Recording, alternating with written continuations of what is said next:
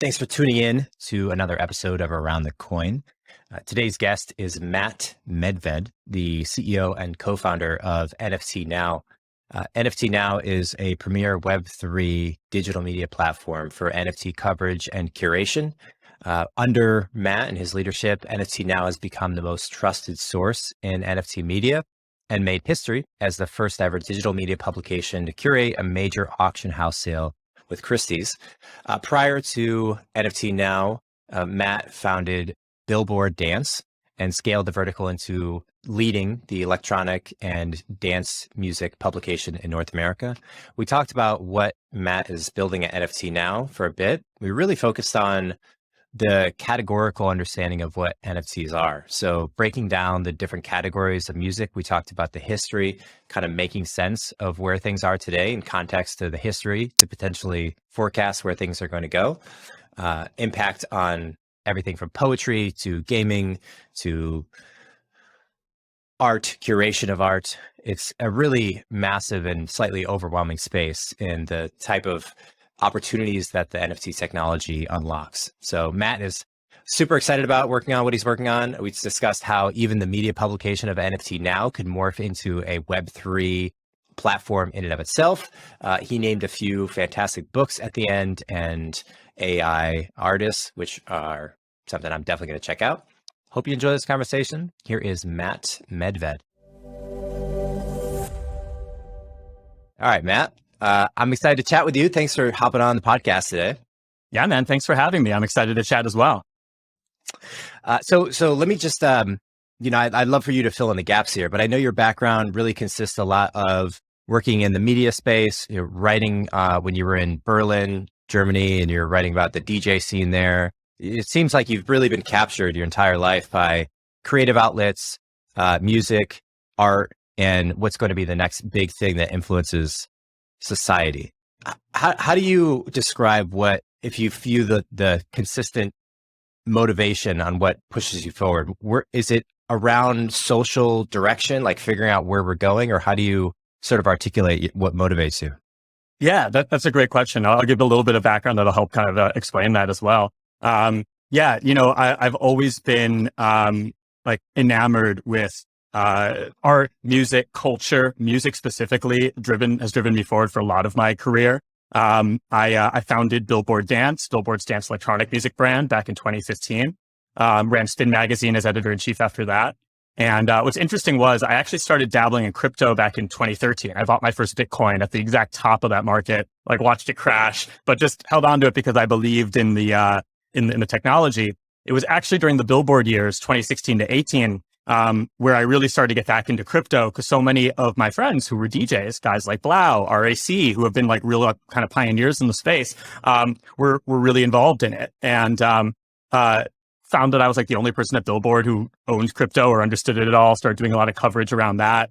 And then, did a bunch of stuff with RAC, advised for Blau's Music and Blockchain Festival. At the end of the day, we're always trying to figure out how does this technology empower creators? Because empowering creators and really uplifting artistry is something that has really driven me forward for my career. I always would say that even during my media days, I'm a curator, not a reporter. I was always looking for the next big thing, not trying to break a story or be nosy in anyone's business. And so, what was interesting was I always believed in the technology with blockchain. But it wasn't really until NFTs that NFTs were kind of that missing puzzle piece for me, where I felt really comfortable kind of jumping whole headlong into Web3 full time and really taking that plunge because it was the technology I believed in for a long time, finally disrupting fields I'm actually passionate about, like music and art and culture, and in a way that actually has the potential to empower creators. So for me, it was just every light bulb going off in my head. But yeah, it all comes from a place of empowerment. And that's why that's one of our most important values at NFT Now. And what, if you break NFTs down, non-fungible tokens, yeah, what aspect of it do you think is most compelling? When it first clicked for you and you said light bulbs went off, it's a great question. The potential for digital ownership. I think the fact that you can now, for example, as a digital artist, build a collector base around your work and not have to rely on client work and the like. being able to really kind of have a full seat at the table when it comes to the art world. When I was talking to Blau, it was a conversation with Blau. He was the one who got me into NFTs. When he explained to me how, as an artist, for example, an NFT can create this incredible bond between an artist and their fan. What he said to me, what I think is really interesting, he was like, look, like, if I have a show in Mexico City, and I know I have fans there, Spotify tells me that I get this many thousands of streams every month or whatever, but I can't reach them. Spotify has that data. I don't have that data. And that's the case for so many of these centralized platforms, right? And so, but what he could do is he could always take a snapshot of people who hold his NFT and immediately airdrop them something. He can reward them. He can reach them. He knows who they are, to a certain degree. And so it allows him as an artist to be empowered outside the ads and the algorithms that get in the way in sort of the Web 2 model. And so for me, what it really made sense for, what it all kind of clicked, is thinking about how NFTs can actually kind of make good on the original promise of the internet. The whole idea of 1,000 true fans that Kevin Kelly, set out, which is that as a creator, in theory, you actually don't need millions of fans to have a successful career as a creative. All you need are 1,000 true fans who are going to pick up what you put down, support you on everything, show up to the show, buy the ticket, take the ride, buy the merch, etc. The issue is that many creators find themselves in this predicament where, they have to pay centralized platforms like Instagram, Meta, Facebook, etc., to even reach a fraction of their organic following. And so they actually can't. That's why you see so many artists, as I always say in the music business, for example, there's no middle class. They're the people who are, the Drakes and the Justin Biebers, and then the struggling artists. And I think NFTs allow for a more equitable and sustainable model for creatives to directly monetize with their communities. It's like, instead of in Web 2 building audience, on a platform as a means to the end to indirectly monetize it as a middleman for brands, you can now build community as an end in itself, and then monetize directly with that community by sharing in the value that you create. So I think NFTs, while they often get a lot of focus, there's a lot of focus on them in the media and all that as these, speculative assets and the like. And certainly they are to some degree that. It's a new creative asset class, and it's still in price discovery. But I actually think that there's so much like really interesting utility that lies beneath the surface that a lot of people don't know about. And how NFTs can actually really like fundamentally empower creators and redefine how creators and their communities create and share value together. If you sort of think about music and creative distribution as this oscillating, almost like a breath, like it centralizes and decentralizes. It's like prior to maybe 1940, there was, the music you listened to was probably the local musician in town. They played at the local bar. You went to the local bar, and so there was a local maximum of exposure they could get. Like at most, they could reach 50,000 people in a night, and it's only going to be played that night. It's never recorded. So like distribution is inherently limited from the technology. Then the incentives is to make that more distributed. So radio comes on, recording devices happen, cheap, inexpensive discs, right, come out, like record players, and then CDs, then MP3s, and that goes digital. It's stored in the cloud. We go from iTunes pay per song to pay per month for all the songs. So Spotify is like the hyper consolidated treasure chest, right, database of songs. And you instead of going to the record label and going to the record store, you go straight to Spotify. So I almost see it as like it was very, very decentralized and way before technology, right? All the musicians played wherever they locally were. And now it's hyper centralized, which is why, like what you say, there's no middle class. It's like, if you're on the top of the list there, that's the only stage in town. Spotify, I don't know, who's number 2? Amazon Music.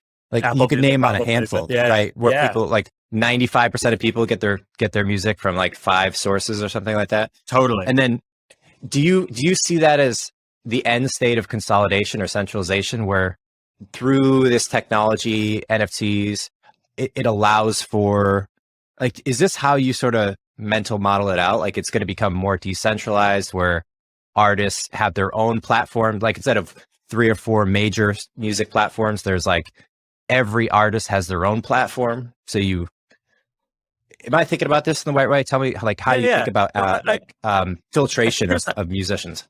For sure. I think there's that element for sure in the music space. And I think we're still very early when it comes to Web3 in music. Right now, for example, like I wouldn't say like NFTs or Web3 have all the answers for music. They haven't been, all been built yet. You know what I mean? So I always tell like my friends in the music industry, I'm like, hey, like it's always an and, it's never an or. It's like, you should still release right now, you should still release your singles on the streaming services, and you should still go through some of that market, because you got to reach the masses. We have to remember, like, NFTs are still very nascent. Web3 is still very nascent. It's still got a very, very small market penetration compared to the masses at large. But what you can also do now is create a new way to reward, engage, and build with your most highly engaged fans, your super fans. You know what I mean? So it's interesting for me. My dad is a brain doctor, has nothing to do with music, but he's a huge music fan, and he's probably the biggest Beatles fan I've ever met. And I grew up, and he collected rare Beatles memorabilia, and so I have always understood this idea of collectability around music from a very early age. So it's why it like really clicked for me in the music context. And so what's interesting is like I often will like make an analogy to a music NFT as the signed vinyl that also doubles as like your backstage pass and fan club membership and all that. You know what I mean? It's like, it doesn't necessarily mean that you're going to always go to the NFT to listen to the song. Like anyone can go listen to Abbey Road, right? But not everyone has a signed version of Abbey Road. And what's interesting is that has value when it comes to fandom. And the interesting utilities of being able to prove, hey, I'm a member of this club. That's a lot of interesting artists are bringing in these like, rewarding their most engaged fans, like what Steve Aoki's doing with Aokiverse and the like. And it's like access to shows and these backstage and, meet and greets and like these exclusive merch. And there's other people doing really interesting spins on it. Taiko's got a really cool project on there. So what's interesting is right now, it's like you kind of have, like, I think, you have to sort of balance both worlds. But one thing I think is amazing is it's giving artists more leverage over centralized systems. So for example, in the music context, the only route to really make it back in the day used to be sign away 80+% of your rights to your music and your royalties and your masters, to a major label in exchange for an advance so that you could live as a musician and have enough to record an album and all that. And then like have to recoup that. And there's just a very skewed system. Now, as an artist, you can do a crowdfund via crypto, via NFTs, and essentially raise what you still pretty much around the same as what you would get from like a major label advance. We've seen a lot of artists do this, but give away a fraction of your ownership compared to what you would give away. And instead of giving your ownership to these major labels that don't necessarily have your best interests at heart, they have their bottom line first and foremost, you're actually giving your ownership to your fans. And there's something really beautiful about that. So I do think that we are going to see considerable decentralization in the music space. It's going to be a long process. And I still think that the fully decentralized route won't be for every artist, right? There's going to have this, if you're an artist that has a huge fan base, there's a certain level of scale you're going to need in terms of distribution, in terms of being able to reach. And this technology is still quite early when it comes to market penetration on that scale. But I do think that will be the trend as we go forward.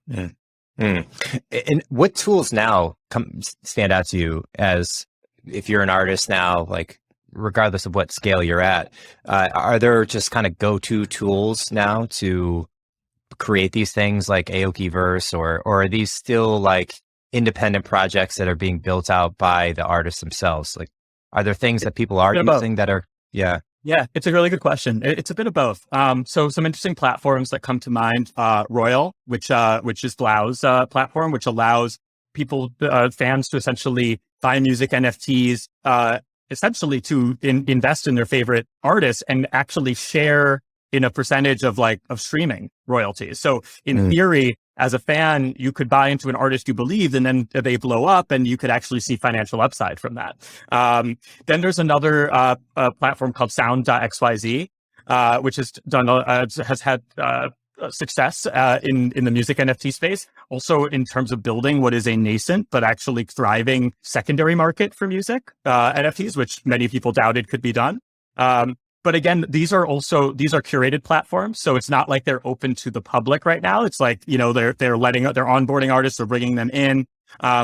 But what's interesting is, there are also, open platforms like, you could mint a music NFT on OpenSea. You could mint a music NFT on Rarible. You could mint one on Zora. And I've seen people do it and then create, create like your own kind of dynamics around it. There's a really interesting artist we're big believers in named Latasha, who has actually found a lot of success selling her music videos on Zora. And Zora is an open platform, and but they're highly conceptual, beautifully shot. It's like owning up a work of art, And so people are treating them like art, like who's the collector who owns this. And again, everyone can enjoy it, but one person owns it, and that's kind of what's been really interesting to see. And what it gets down to is music can be a bit of an amorphous area, because I don't think it's as easily experienced and as quickly experienced as, for example, visual art. We have seen, obviously, in the NFT space, digital art and digital collectibles really take off as use cases to drive market volume and awareness and in terms of the mainstream. And I think part of that is because it's so easy to wrap your head around, like at a glance. We understand, in theory, as a society, the value of art, right? We understand like collecting rare art by artists who have career trajectories and, the value proposition there as a collector, right? Now it's just digital. Now, all of a sudden, all these digital artists can enjoy that and can build collector bases. Same with digital collectibles. I always liken it to like, it's the digital version of like the baseball card, like the rare baseball card, right? Like we as a society have accepted that rare baseball cards have value long before you and I have even been born, the 1950 rookie Mickey Mantle card that sold for, I think it just sold for like 13 million or the like. Wow, really?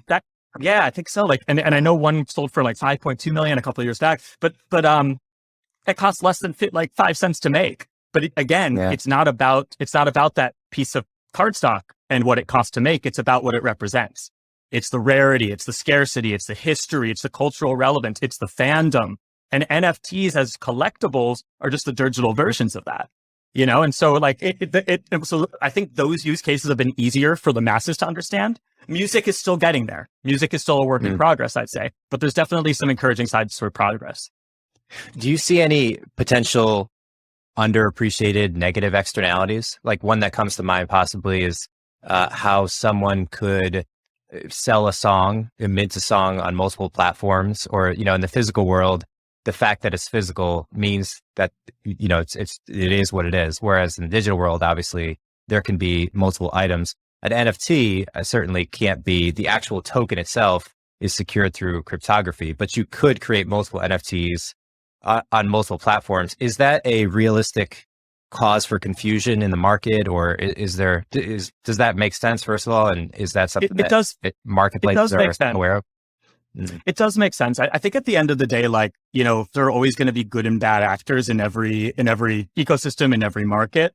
And part of to have a sustainable career, a successful career in, traditional music or even and in Web3 music, there has to be a level of trust between artist and collector and fan, right? And so like, yeah, in theory, as a musician, you could like try to pull a fast one and mint a song multiple times, but it's all transparent on the blockchain. People would figure it out pretty quickly, and it would probably sink your chances of having any sort of viable career going forward from that. So I don't think that, for example, it's really a concern in terms of like artists doing that. And I do think that there is a large gray area around like the copyright side and enforceability there. I do think that platforms are kind of stepping up to the plate there increasingly.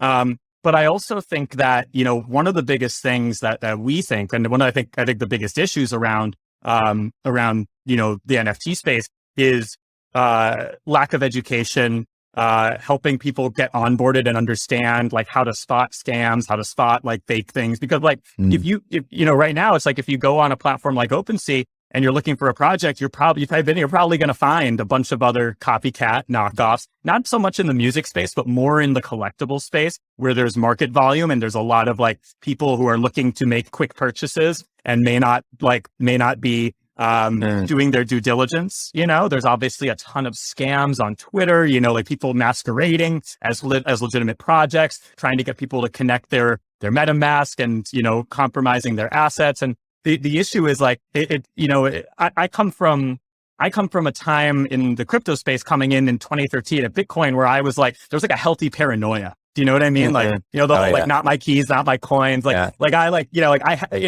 God I took my stuff off Mt. Gox as soon as I used it. You know what I mean? And I had it in my external, like a software wallet then. Like, I didn't trust it on like any platform. You couldn't even trust the platforms back then. It was like truly the Wild West. The NFT space could use like a bit of a dose of that healthy paranoia. Do you know what I mean? Like, because you have so many newcomers to the space who are not only new to NFTs, but they're new to crypto. And they're new to that whole, like some of the things that we as people who have been in crypto for a bit somewhat take for granted. Like, you don't just sign up to your MetaMask to any random site. You don't sign transactions unless you really know what they are. Like, you don't trust these links, things that seem very obvious to us, such as like, don't buy that NFT until you've verified that it's the legitimate collection, that it's the one that the artist or the creator or the project is linking to from their official, sites, all that stuff, like things that make sense to us. It's really easy for these newcomers not to know. And it's why we've seen so many kind of like high profile, hackings and scams and the like, because there's a big education gap that needs to be closed. So I know it's a little bit of a long and wide answer to your question, but I do think like it's less about, I'm more worried less about like the people trying to do that as I am people trying to prey upon like newcomers to the space who don't know any better. Yeah, just for just general chaos from the early technology, which is to be expected. It makes a lot of sense. And how do you break down the market of NFTs? You have collectibles, you have music. What are the big categories that exist today? And what are kind of what you see as maybe other categories coming down the pipeline? I love this question. It's a great one. One thing I want to start out with is mainstream awareness of NFTs is a really funny thing, because NFTs are a medium that are being treated like a category, right? Like a lot of people, there are a lot of people out there who just like when they hear NFT, all they think about is Bored Ape and Sword Apes and Maybe People and the like that. And what's interesting is those are just two categories of two interesting use cases. And I think there are so many use cases. So in terms of what has driven market volume and awareness and adoption, all that, obviously like digital art and digital collectibles have been huge, right? Like NBA Top Shot was a big driver of mainstream awareness and adoption. When Beeple took off, that really was a game changer for the digital art world. The success of community-based PFP projects, like Bored Ape Yacht Club, which was, inspired by CryptoPunks, which is like the OG one. Those collectibles obviously spawned a lot of imitators and admirers and like a second generation. So those are very proven. I think those use cases have like proven, value to the market, and also in terms of like when awareness. Music is a really interesting one. Photography is an area that we're seeing a lot of new market volume. People are, when I joined the space, there were barely any photographers on Super Rare and practically none on Nifty Gateway. Now there are tons of photographers, and there's an amazing like photography community. It's really kind of changing the creative economy over there, as photographers can go from like a services industry to like a proper like goods industry where they can be collected, similar to what happened with like digital art. Then, gaming is another one that we have seen we've seen early use cases for it drive considerable market volume, but also encounter some significant problems. Axie Infinity drove insane amounts of market volume last year, but also and kind of like really was the poster child of the play to earn gaming concept.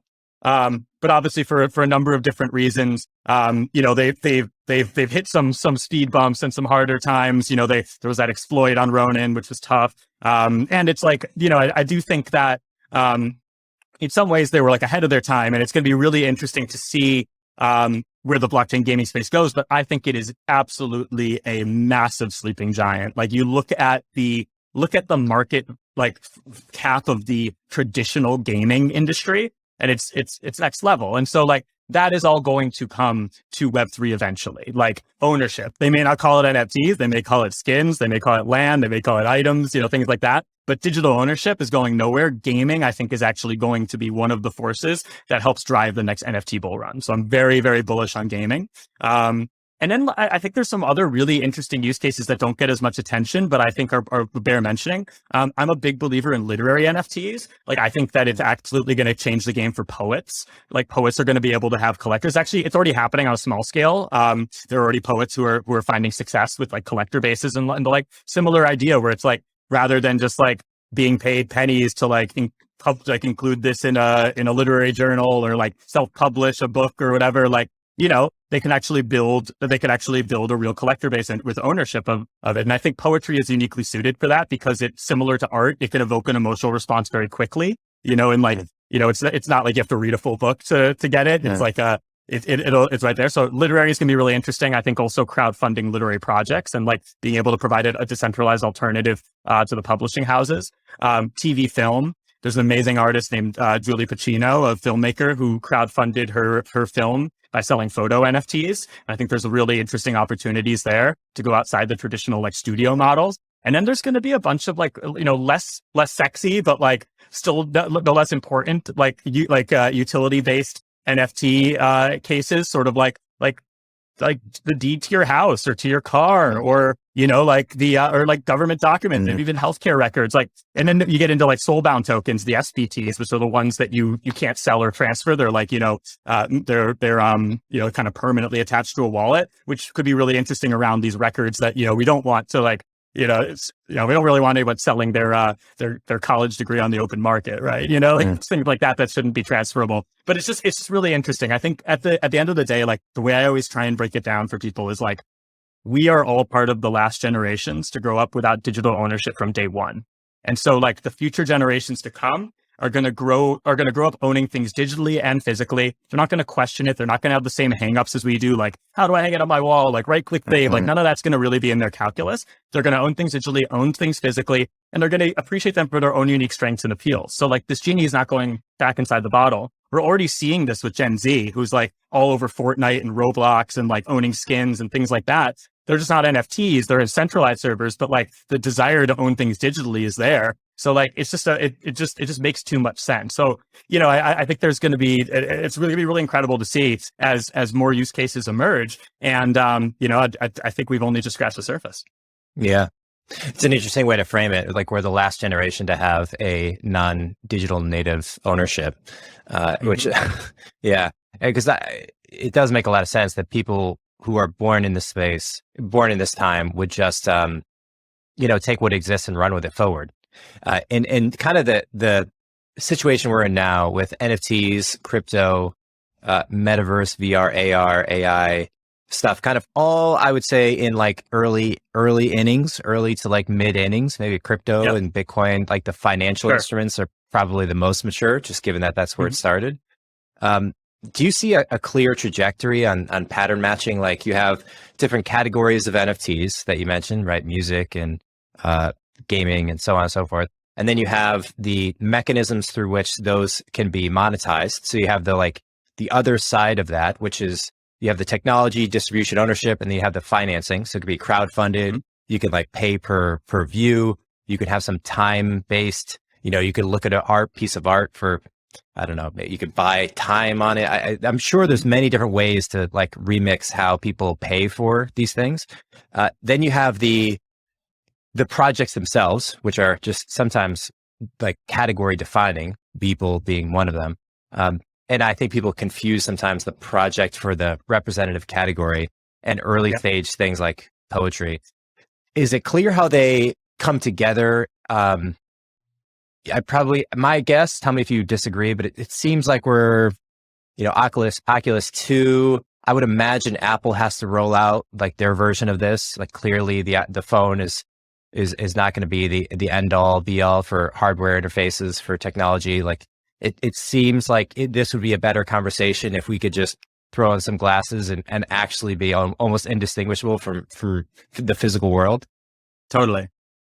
clearly NFT fits square into that, right? If the more immersed you are into a digital world, the more useful a NFT representative ownership of a piece of art or something is to you, because, you know, you could actually put it on your wall. When you look at the wall, maybe your wall is actually physically empty, but when you look, you have this nice painting that somebody made. Do you see like combinations of these things interfacing in non-obvious ways? I was playing around this past weekend with the Mid-Journey beta. Yeah, and it's I've been like playing around it's too. like So much it's fun. like it's mind blowing. I mean, once you see that, you're like, okay, well, if I type in anything, you know, giraffes dancing on the moon with fire exploding in the background, you could just describe a scene. You know, I walk into a room, there's a woman sitting on the counter, there's, you know, a waterfall over here, and then you could describe a continued scene in a movie. So the cost of like movie production is effectively nothing, just people's time, just like software dropped to virtually nothing. And now you have this like world where anyone could create different scenes and movies and enactments. Do you see areas where if you kind of play this thought experiment out, that they're like, oh, we're about to create, I don't know, a whole new, like Hollywood's going to get completely flipped on its head? Or because it seems the implications of this affect everything in a major way. Yeah, the NFT stuff, to be honest with you, I'm like, okay, it's early stuff. It's like cool to have Bored Ape. You know, it feels like it's going to be a part of history someday. Maybe today it's a lot about pricing and making money, but it's like when you're immersed in it, I don't know. Do you? Yeah, your reaction. I've got a lot there. One thing I want to say, on the NFT Now podcast, we actually had Claire Silver on, and she is an amazing AI artist, and she totally changed the way I think about AI. So she described it as a camera for your imagination. And it's like, she kind of likened it to the invention of the camera, where like when the camera was invented, a lot of people thought like, is this the end for painters and like traditional portraits? And obviously like it wasn't. It's just like, it's always an and, right? And it just changed like the nature of it. And she kind of talked about like the idea of like curation as its own art form, because, you know, you can give everyone, you know, you like with these like sophisticated AI tools like Mid-Journey and DALL-E, like, you know, even though you can create something from thin air with an idea, that doesn't mean that you can always create like what the people who are like most skilled with it can, right? And like, it's going to be really interesting because there's going to be like technique is not going to be like and skill isn't going to necessarily be like hold people back from being able to create, which is going to have, I think, very positive implications and also potential negative implications as well. I think in that world building context, like you're spot on in the sense that like, I think NFTs are going to make a lot more sense to people. Once, especially especially in some of these more visual manifestations of it, once we are, you know, a bit further along in metaverse, like understanding and adoption, because most people aren't there yet. You know, like I only just got my first VR headset like in the past month or two, and I've been in this for a bit. You know what I mean? It's like, so if I'm not even there, like, you know, like a lot of people aren't. And so, and I do think like, it's really interesting when I talk to collectors in the traditional art world, and they're often like, oh, but like, where am I going to hang it on my wall? And I'm like, well, like, do you spend more time looking at your walls or your screens? And he was like, well, I suppose like I'm on my phone this many hours. And I'm like, well, think about it this way. It's like, just like you talked about how in the like internet era, musicians, like their reach in just a centralized manner, their reach was like limited to like who they could play for at like their local shows. Like similarly, I'm like, yo, look, like, you know, you have a nice home. You probably invite maybe 100 guests a year to see it at most, probably less in the past few years of COVID. And like, I'm like, so how many people actually really get to see the art that you collect? I was like, you have that up in a metaverse gallery. I was like, I built a little metaverse gallery for fun the other day. I tweeted it out, one tweet. It got like, I had like almost 2,000 people visit it. Like, you know what I mean? Like the potential to actually share what you like, what you're passionate about and what you own, your collection, things like that, with a much wider audience is like inevitable and really obvious to me. And I think it will become increasingly obvious as people use these platforms more. For sure, like the current like experience of NFTs, like cumbersome wallets, like you know, like looking at them in this like on these like Web 2 like old school devices, like it's definitely not optimal. And I think, like you said, like in some ways I often say like the NFTs being like created now, they're like the cave drawings of the metaverse. You know, it's like we're that early, right? Like, and like as this progresses, things are going to get a lot better. They're going to get a lot more sophisticated. They're going to get, you know, like it's going to continue to grow. And it's actually amazing to think we've even seen the level of like, you know, of attention and conversation and discourse around it, considering like it's still it was even at its peak, it was still such a small percentage of market penetration when you think about it overall compared to crypto or compared to the internet. Like we have so much, we have such a long way to go. And so, you know, while I do think that this will make more sense to people once that's the case. And I also think it will make more sense to people once like the technology isn't the focus and it's in the backdrop, you know, like I think that like NBA Top Shot, I always said like that was I always considered it a bit of like a glimpse into the future of NFTs because it was a very, you know, for all the pros and cons of the platform and the ups and downs, but like, you know, it was a very smooth onboarding process. You didn't need to create a crypto wallet. I don't even think the word NFT or crypto or any of that appeared on it. It was digital collectibles that also just, they happened to be NFTs, you know? And so I think that like what we've often seen with technology in general is that, you know, real adoption happens once the technology kind of goes to the backdrop and the value proposition and the understanding of how this can actually really enable and empower and shock and, you know, surprise and delight, as the marketers like to say, you know, the consumers comes forward. Like,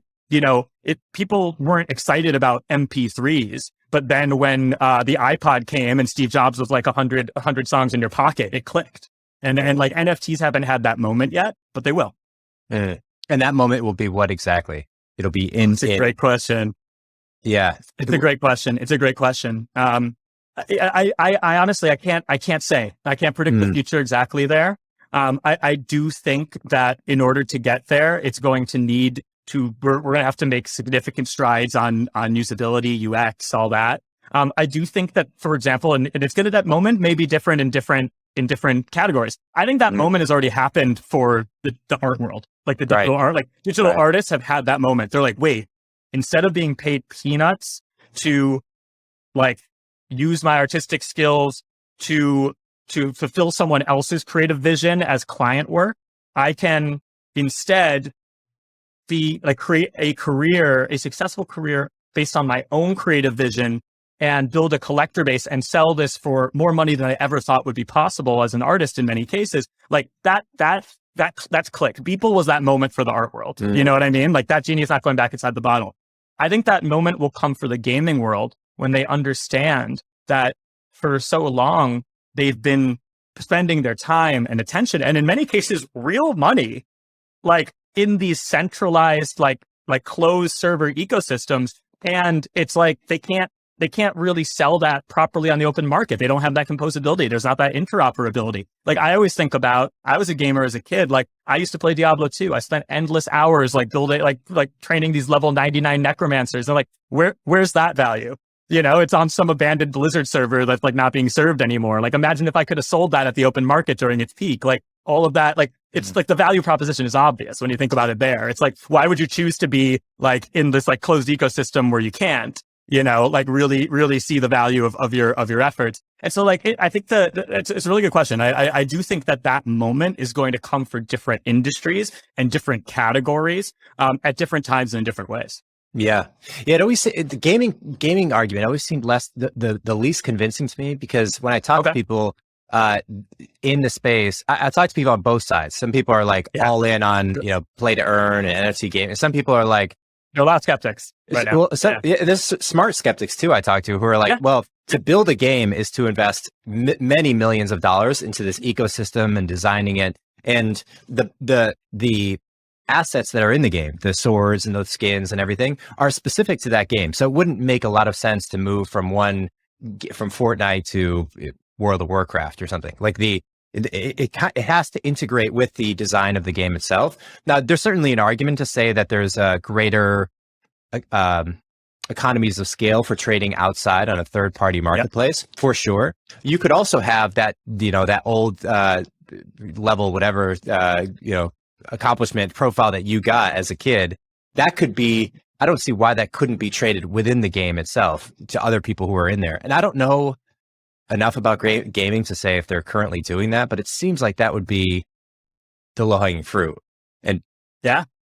And I think, I think there's some merit to those arguments, but I think they also come from like what is the sort of like Web 2 mentality of like gaming, which is like everyone in their own silos, kind of building their own thing. Like, why would we have crossover? Like, blah, blah, blah, blah. Whereas like what we're already seeing is like this incredible collaboration in the Web 3 space where like, even looking at like, other side, which, is a concept right now. It's under development, the Bored Apes, metaverse, and there'll be a gaming element to it. It's like when they launched it, they also included like Cool Cats and World of Women and like all these projects that they don't own, you know what I mean? Mm-hmm. But there's going to be interoperability there because they see the value of being able to bring, their communities in and have that inclusion. Because at the end of the day, like, I think what we're going to see is, in order to be successful, like as a metaverse in this like new era, like you have the coolest virtual world ever, but if nobody's there, it doesn't have value, right? Yeah.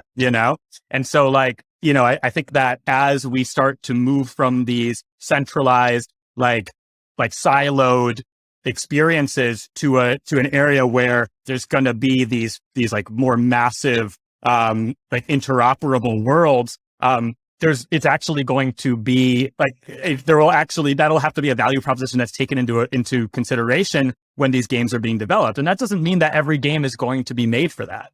So I don't think that like necessarily like every game is going to have to be there for the open metaverse and all that.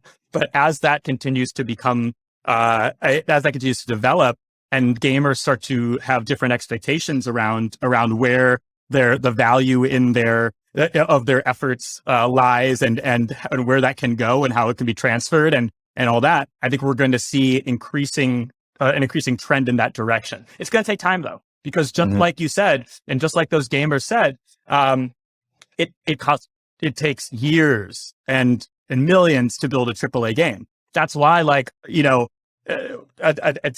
a lot of like the games that are going to really push, like redefine the space and really, I think, help drive the next bull run. I think most of them haven't been released yet. Some of them are under development right now because it takes time to do that. And again, I also think like it's not going to happen overnight. You know? Yeah. Gaming seems like the heaviest lift of all. Yeah. Right? I mean, you're a lot of potential. You're creating new worlds that have like just the amount of work that goes into it. It's literally creating a whole metaverse virtual experience in every one of them, which is, it's a lot harder to do than making one piece of digital art and releasing it on a platform.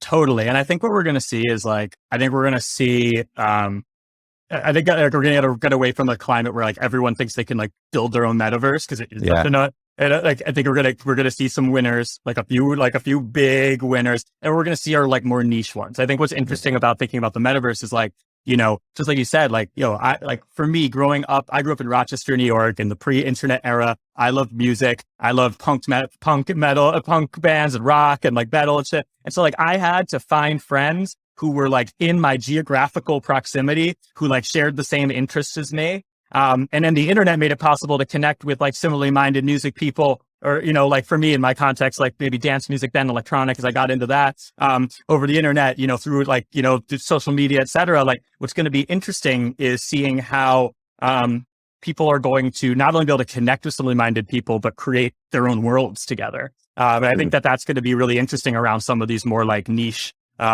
interests, passion points, subcultures, et cetera. I think there's going to be some really interesting potential for education and access to education in developing countries, like once, it's like being able to like have like virtual classrooms and the like. Obviously will take a lot of distribution and technology that we're not anywhere near yet, but similar to how the mobile phone is now like pretty ubiquitous at its most basic form, like eventually we're going to get to a place where I think access to these virtual worlds will be there, but it's a long ways off.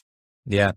When you created NFT Now and how you think about it today, is there a reference point? Is there another corollary or like type of media publication you're trying to replicate and then do so in the new world of NFTs? Is there like a model? Question. Yeah. It's a great question. So what I always say is, we founded NFT Now to solve a problem that we were facing ourselves, which was access to like credible resources in the NFT space. I remember when myself and my two co-founders, Alejandro and Sam, were kind of going down the rabbit hole. The climate back then was characterized by, this was kind of like late 2020. We founded the NFT Now accounts in January 2021. And, it was a lot of platforms like out there that were like promoting their own drops, and like these like talking head influencers like on Twitter pretty much shilling their own bags, and it's like, we're like, where's like the credible information at? Like, where's the Billboard of NFTs? Where's the complex? Those are a couple ones that we think about. Obviously, I have a history working with Billboard. I've been there, so like I think about it, but it's less about their model and it's more about what they represent. Like credible, authoritative, interesting, like storytelling. And then I think kind of coupling that with like Web3 innovation. So the last thing that we want NFT Now to be is just a traditional Web2 media company covering NFTs. So our mission is to empower the creators of culture and to help bring NFTs from niche to mainstream. So the second part is important because we also have to meet the masses where they are. So that is why, for example, like we started by like building on Instagram and Twitter and a website and YouTube and like, the podcast and these Web2, platforms, because at the end of the day, like we didn't want to preach to the choir. We wanted to help convert the masses, and we have to go where they are. But I think that Web3 gives a really interesting opportunity for media in the sense that like for so long, like media has relied on these like weak ties at the top of the funnel. Like I talked about building audience as a means to the end to indirectly, to indirectly monetize as like, as a middleman for brands and all that.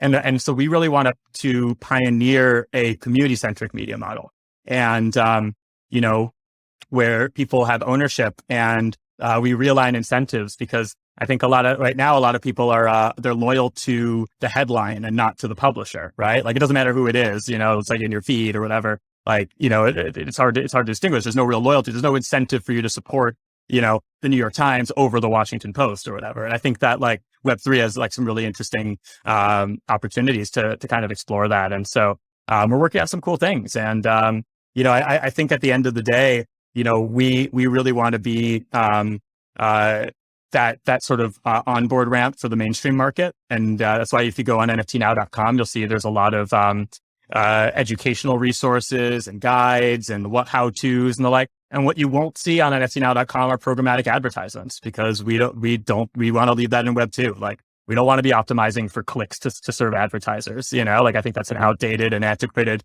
business model. So kind of build the Web future. And what is the current business model? Is it? Right now, revenue largely comes through events and partnerships. Gotcha. But we're going to be, there's a membership pass on the horizon in terms of NFTs and much more as well. So we're really excited to kind of come into full, kind of blossom as it pertains to sort of like the Web3 elements that we're going to be adding to the business. Do you see a maybe a predictable trajectory of similar to how the crypto-based protocols have gone with this, proverbial end zone of being like a DAO, where it started as a centralized LLC project. They build the project, they raise money, investors or retail investors, whoever, and then they're building the protocol with the plans to dissolve the LLC that created the protocol in the first place. So this thing kind of lives and breathes on its own. People vote, and there's like kind of a collective mechanism. Do you see a similar pattern that can be reproduced for media organizations? I think we'll see some that do, like I think we'll see some, especially ones that come from like Web3 native. I do think that many will be sort of like more of like a progressive decentralization model, like where it's, because to some degree, I think a lot of editorial publications still want to retain control of their newsroom in the sense of like, what is our voice? What do we cover? Right. What are our values, et cetera, and aren't necessarily ready to just like turn that over to the community in a fully decentralized manner.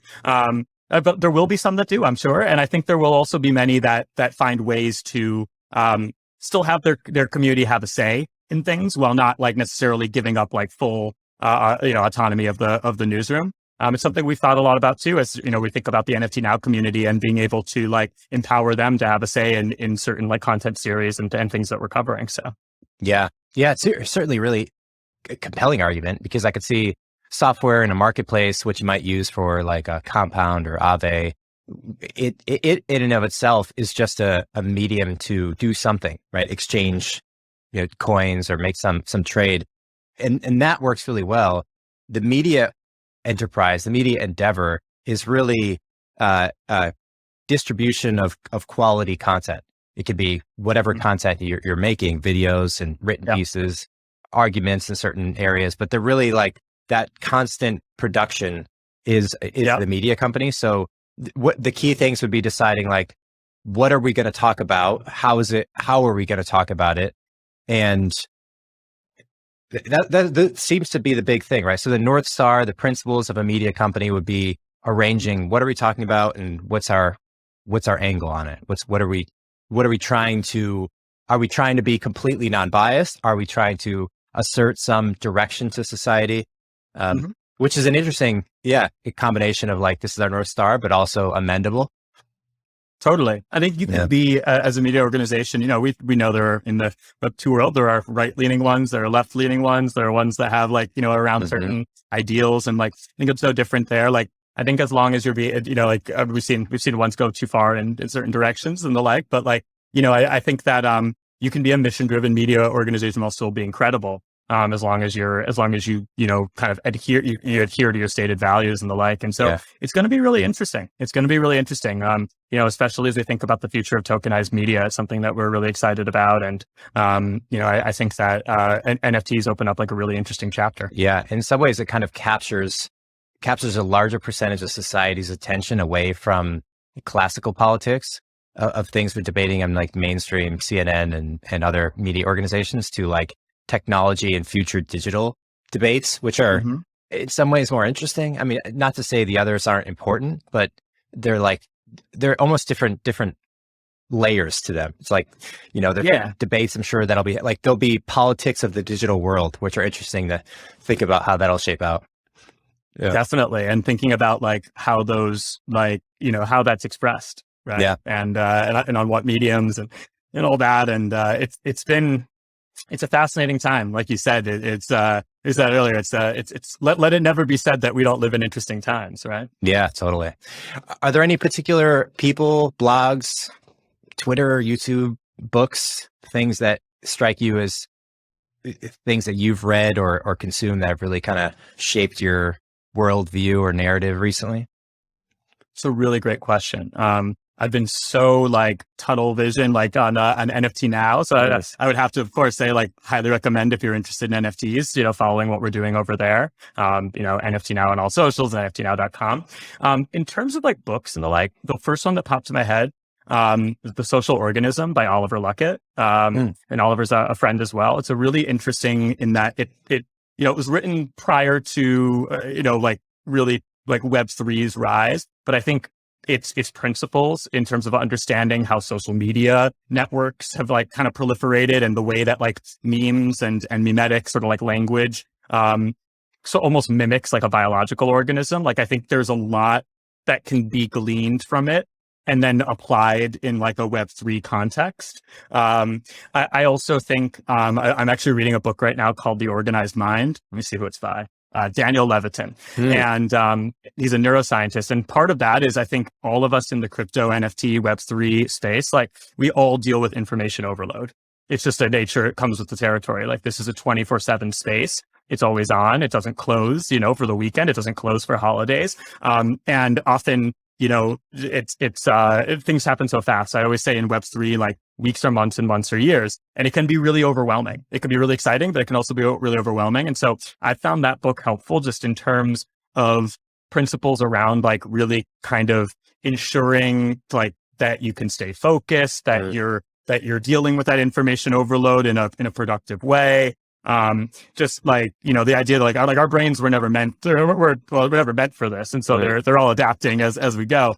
So those are two books that come to mind. I think that, one other I'll say is, if you don't follow him on Twitter already, I'm a big fan of, Punk6529, who's been a really, kind of an active voice, especially for decentralization and the open metaverse in the NFT context. And he has some really incredible Twitter threads that speak to like the importance of decentralization and what he's building in the open metaverse there. I have no like affiliation with him other than like we follow each other, and I respect him and I respect what he's building.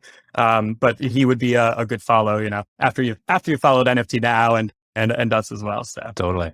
Matt, this is so fun. Congrats on everything you're doing. I can tell you're super excited about it, which is awesome to see. And I hope you guys keep crushing and stay focused. Yeah, no, thank you for having me. I really enjoyed the conversation. And appreciate it. I think that there's a lot to be excited for on the horizon. Yeah, across the board. From every aspect of Web3, and I'm hyper focused on NFTs, but I think that these areas are going to continue to overlap and create value in interesting ways together. So totally. All right, brother. Awesome, man.